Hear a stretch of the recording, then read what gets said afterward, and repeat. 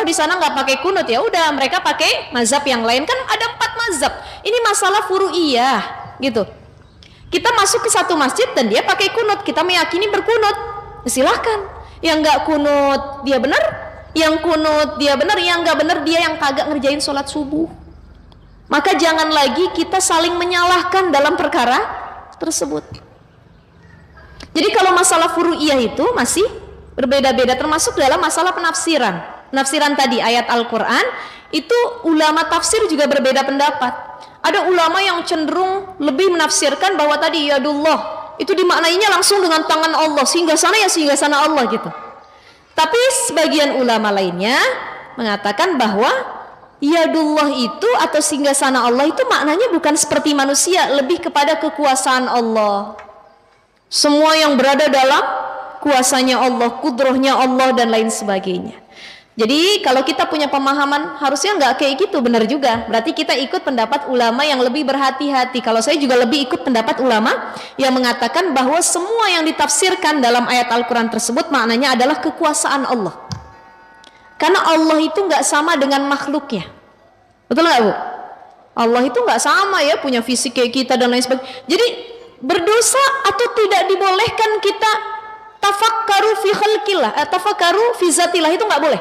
Maka tafakkaru fi khalqillah wala tafakkaru fi zatillah. Yang kita pikirin itu ciptaan Allah. Jangan pernah memikirkan Allah tinggalnya di mana ya, Allah tuh rupanya gimana. Itu anak-anak kecil masih begitu tuh. Betul nggak Bu? Saya punya anak saya 6 tahun, dia nanya, Umi, emang Allah itu kayak kita ya Umi ya? Enggak, Allah itu enggak kayak kita. Allah di mana sih? Nabil tuh pengen ngelihat Allah tapi belum pernah ketemu katanya.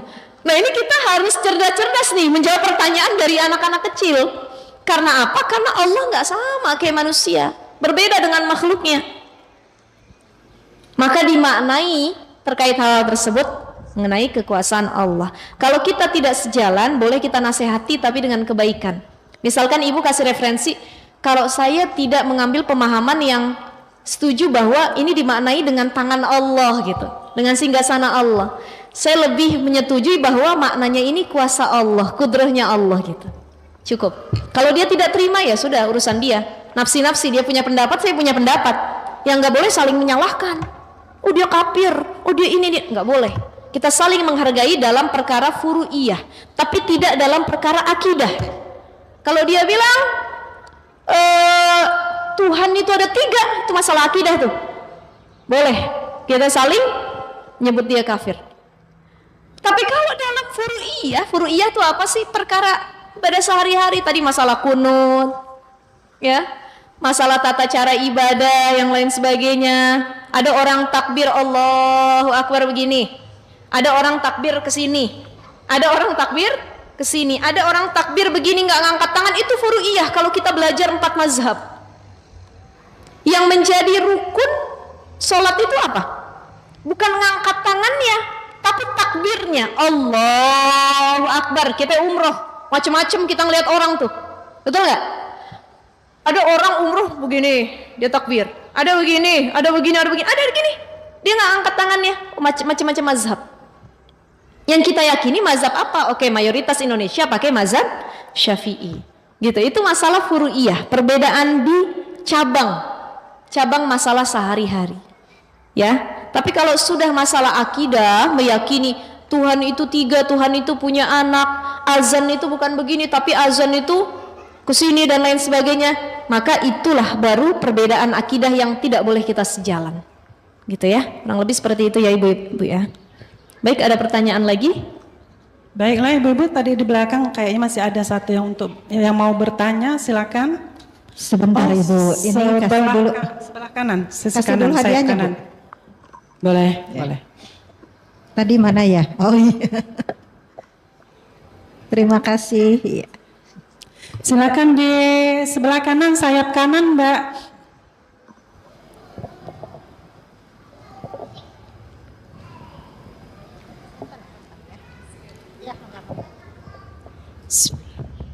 Assalamualaikum warahmatullahi wabarakatuh.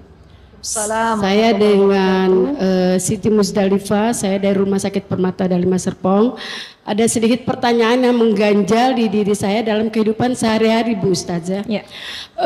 Tata cara orang, misalkan ada yang meninggal gitu ya Pak Bu Ustazah, meninggal. Apakah benar bagi yang untuk yang wanita tidak boleh mengantar jenazah ke Kuburannya? Iya. Dan yang kedua, apakah benar kalau kita ingin, biasanya kan kita mau menjelang di bulan puasa atau di hari menjelang raya, kita banyak pada ke kuburan gitu ya, berziarah. Memang untuk wanita apakah diperbolehkan atau tidak gitu ya, Bu? Ya. Silakan, terima kasih Bu Ustazah. Assalamualaikum warahmatullahi wabarakatuh. Waalaikumsalam warahmatullahi wabarakatuh. Terkait mengantar jenazah ke kuburan ya. Jadi kalau kita istri sendiri, anak sendiri, masa sih nggak boleh lihat prosesi di kuburnya orang tua kita, pasangan kita dan lain sebagainya. Begini, awalnya Rasul melarang perempuan itu ziarah kubur awalnya. Karena apa? Karena perempuan dulu di zaman jahiliyah, di zaman Rasul itu banyak yang kalau datang ke kuburan mereka meraung-raung, menyakiti diri sendiri.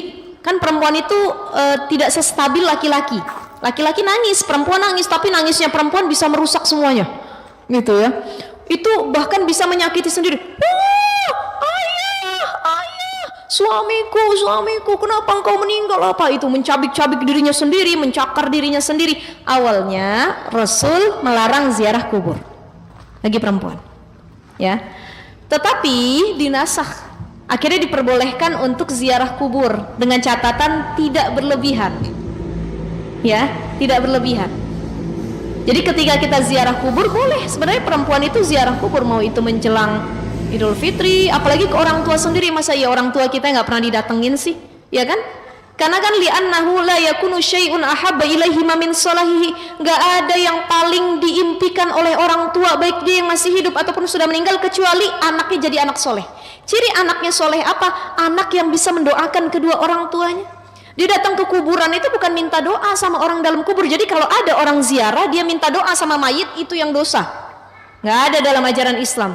Apa niat dia datang ziarah? Mendoakan. Allahumma ighfir lahu warhamhu wa'afihi wa'fu anhu. Ya Allah, ampuni dosa si mayit ini, orang tua kita ya. Allahumma ighfir laha warhamha wa'afiha wa'fu anha. Allahumma ighfir lahum warhamhum wa'afihim wa'fu anhum wa akrim nuzulahum dan lain sebagainya. Itu kan minta doa kepada Allah untuk mengampuni si mayit, bukan kita minta sama mayit, wahai mayit yang ada dalam kubur, jadikan saya orang kaya, jadikan saya ini, ya. Atau ada orang ini banyak perempuan biasanya, ya, ketika dia datang ziarah kubur, dia datang ke kuburan, boleh nggak ustazah kayak ngobrol? Boleh, tapi jangan sampai kita meminta sama mayit. Misalkan begini, kita datang ke kuburan ibu kita, Bu, tahu nggak Bu, ini saya mau curhat, dulu saya belum sempat ngebahagiain ibu, sekarang saya udah dapat pekerjaan yang dulu ibu doain saya tuh dapat pekerjaan ini. Jadi sekedar ngasih tahu. Tapi kalau sampai, Bu, doain ya anak ibu nanti bisa begini, karena mayit itu nggak bisa memberikan apapun. Yang memberikan adalah Allah. Jadi mintanya doanya sama Allah. Jadi ziarah kubur itu apa sih manfaatnya? Fazurul kubur fa innaha tuzakirul maut. Kita dianjurkan ziarah kubur karena niatnya satu, nginget kematian. Betul nggak? Orang yang rajin ziarah kubur, orang yang nganterin jenazah sampai prosesi pekuburan, dia muhasabah diri, ya Allah nanti saya begitu juga. Kita datangin ibu kita lihat kuburan, ya Allah nanti saya juga bakal dikubur kayak gini. Itu lebih ke muhasabah diri, bukan meminta sama si mayit. Jadi kalau perempuan mau ziarah kubur boleh saja, tapi dijaga diri, hati dan lain sebagainya. Itu ya ibu ya. Nah, bagaimana doa ketika kita masuk ziarah kubur? Assalamu alayka dara qaumi mu'minin wa inna insyaallahu bikum lahikun. Ya, assalamualaikum. Tuh, atau kita cuma bilang assalamualaikum ya ahlal kubur, ya. Itu juga boleh. Ini yang diajarkan sama Rasul kalau datang ziarah kubur, baca doa tersebut. Keselamatan bagi kalian wahai para penghuni kuburan ini.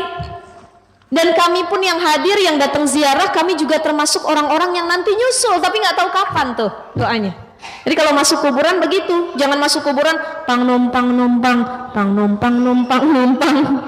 Anak kucing mau lewat. Akhirnya kuburan